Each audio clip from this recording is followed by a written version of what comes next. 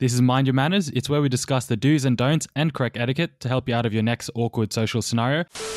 So Rohit, do you want to start us off with a scenario? Yeah, so I had something happen to me this week, which gave me the idea for bringing this segment up. Essentially, I was on the way to a friend's house. I was driving, and maybe like 5 minutes into my drive, near my area, like the place that I know, I basically stopped and I saw like a dog running outside. And so I was like, okay, like what's going on here? It looks like it's like escaped its owner. So I parked it. I like got out of the car, and then I basically picked up the dog, saw the person's name and number on the collar, gave it a ring. And then so what happened there? The person came back and he was just basically like, thank you so much, blah, blah, blah. Opened up his wallet and then pulled out a $50 bill. He said, do you want the $50 bill? And I was like, nah, like it's all good. But now looking back on it, I was thinking, should I have taken it? So my Mind Your Manners is this: rewards. What do we do here? Is it acceptable to? Because like it was not like a reward lost dog $50. It was just like, oh, thank you for finding my dog. Here's $50. You refuse free money. I don't mean, but like I felt bad, you know. Like, is everything okay? No, I'm actually worried. Quarter life crisis is hitting.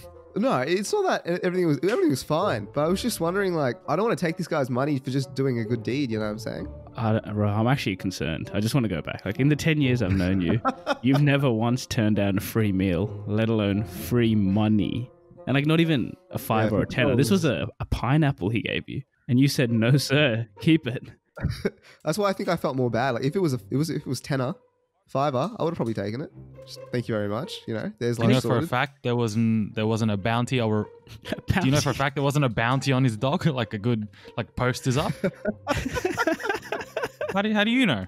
What if he was looking for it? What if that was a 50 he was willing to give anyone? Yeah, I mean that is true. I mean, how much does he value his dog? Obviously $50, and you turned him down. Like, okay, right, let's say your dog went missing and someone brought it back to you. Let's switch the scenario. Let's say someone brought your dog back to you. Would you feel obliged to give him money? Like, probably not, if I'm being honest. Yeah, I don't know why I asked you. You're an idiot. That was No, I reckon Rohit would offer, but expect him to also turn it down. Yeah, he'll be disappointed if they took his money. Well, I'm a cashless man. Like, I don't have what do I have to do for his What if they have a tap and go fucking facility? What if they got that? Beam it. What if they whip out their Beam It, scan my code, get my username, and transfer me 50? I mean, that would actually be a new age. I was going to say, is $50 too low for a reward? See, I was going to say that as well. Is that all your dog's worth to you? Like $50? But then again, you can't be throwing around hundreds of dollars to any Tom, Dick, and Harry who brings your dog back. Like that's... Again, like what if you jumped in his backyard, stole his dog, and then gave it back to him? Like, you know, you kidnapped it and then sold it back to him. Where do you draw the line? Like, the thing is though, with the money, I just don't like.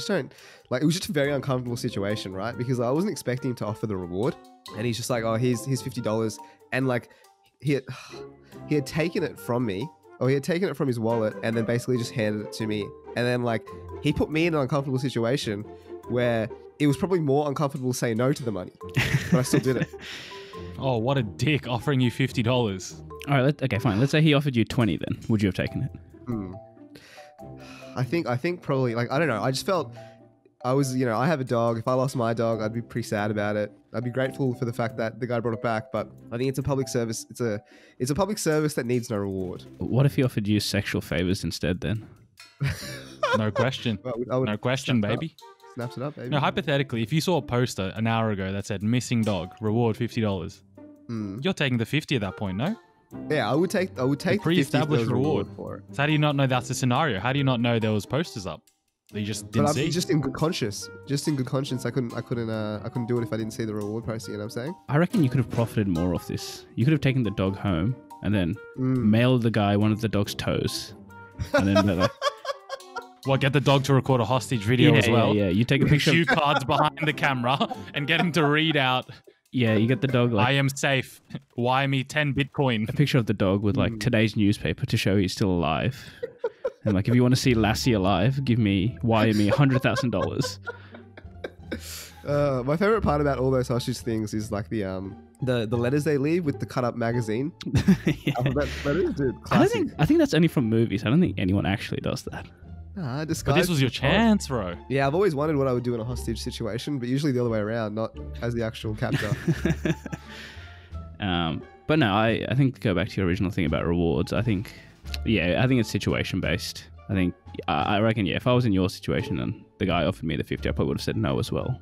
Just purely because of just how awkward it is. But is it like, have I offended the man by not taking his money? Do you know what I'm saying? No, you gave him his That's dog another back. thing. Is it like when you're at a relative's house and they offer you food and you say no? That's considered rude in some cultures. Yeah, but if you're at a relative's house, the relatives offer again a second time. Did this guy offer his 50 a second time? No, he's pretty happy to put it back in his pocket, which made me. Yeah, then there actually you go. regret- He's not offended. He's happy. You did him a solid. You got him his dog, and you saved him $50. The man was putting the $50 back into his wallet like halfway through Rose, like, no. Maybe you should have negotiated. We should have been like, give me 100. Was the dog still in your possession at that time? Or did you already hand it over? No, because it's a pretty big dog, so it was on the floor, but I was like holding his collar. Yeah, so you still had leverage. Sounds right. Well, there you go. You know, I'll learn for next time. I've also got a money related one as well, funnily enough. So I went to see my mates a few weeks ago, and then I went and parked my car in a car park, and it was one of those paid ones. Anyway, so I parked my car, I fucked off, and then I came back, and then I went to go pay.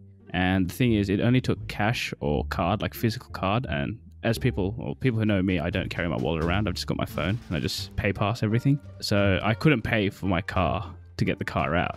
So I had to literally call one of my other mates who had already left. I asked him to come back and give me cash to pay to get my car out.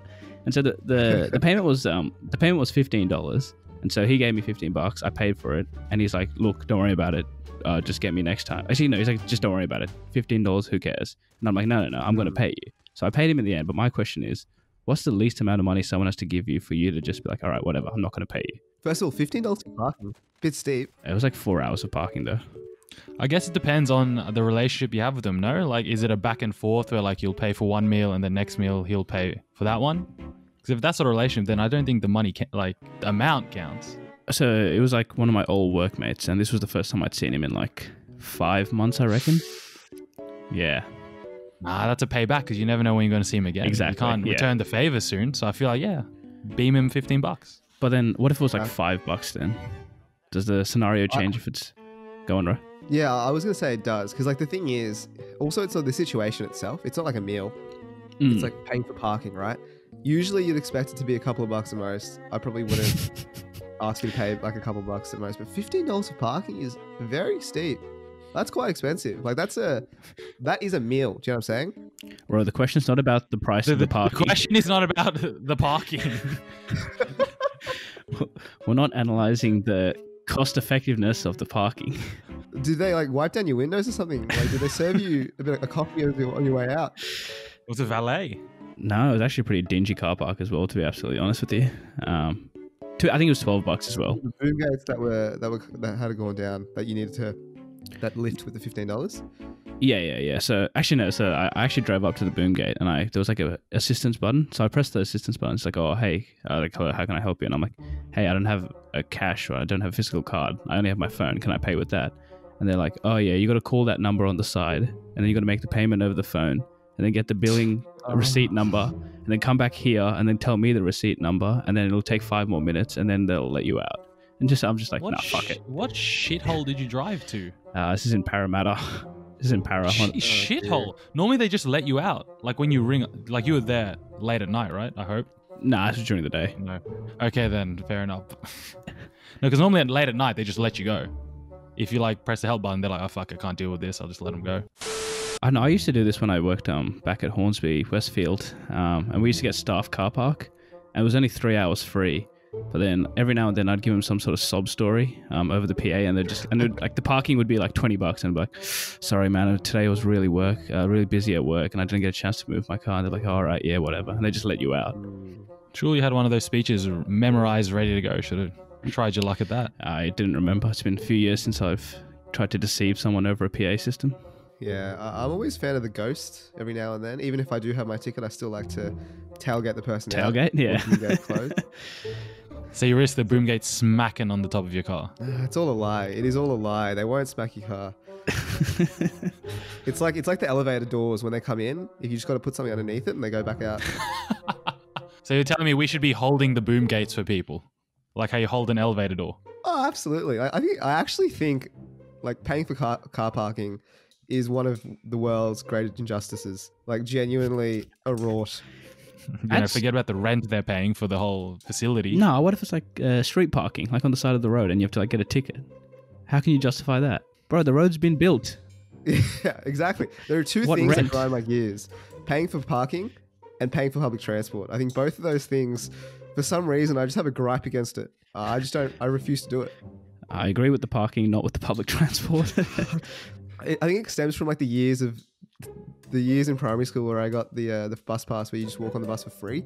And that's just like instilled a belief within me that like I should not have to pay for this. I got this for free once. Why am I not getting it for free now? He's just trying to relive his youth. The quarter life crisis is really hitting. Yeah, properly. But Stan, what was the original question, by the way? Yeah. I'd say under $10. I reckon like if you I feel like a tenner is a good black and white answer. Just because if it's like if you have to give coinage as well. So for example, if it's like coins are involved with the transaction, it's probably a no-go. Sack asking for it back. You just keep it. Are we saying the $10 is a general rule for everything? Like regardless of parking, meal, whatever? Or is there nuance to what it has to be for?